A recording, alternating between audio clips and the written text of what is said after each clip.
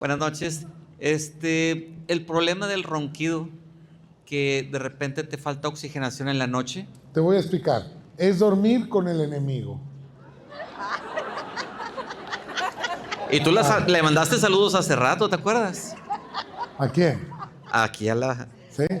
Bueno, es dormir con el enemigo. Si hay peleas, A la enemiga, sí. tomas A veces, y cuando tomas no roncas más. sí. Bueno, busca en el árbol a alguien que tomado le hayan hecho cosas. Estando tomado, como busca eso, lo vas a encontrar. O intoxicado, sedado con algo y puede haber una... Ok. ¿Sí? Sí. Busca eso. Y tú cuando peleas te sientes, te puenteas. Cuando tomas, el alcohol sirve como un raile, pero es el mismo conflicto. Duermo con el enemigo. Es hacerse el muerto dormido, roncando. Eso simboliza biológicamente. ¿Sale? Sale, gracias. Gracias. O te separas o te buscas a... Ah, no te crean.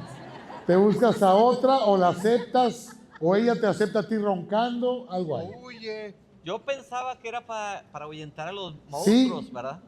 No, es para ahuyentar al enemigo. Bueno, gracias. Gente bonita de Toluca, este 12 de marzo nos vamos a ver para hablar de la forma de nacer. Mi conferencia 2026, mi gira, está lista. Así que tenemos una cita este 12 de marzo ahí en Toluca para hablar de la forma de nacer y cómo esta etapa, el embarazo y la concepción, influyen en nuestra vida. Así que si quieres asistir a mi conferencia, entra a www.bioconferencias.com.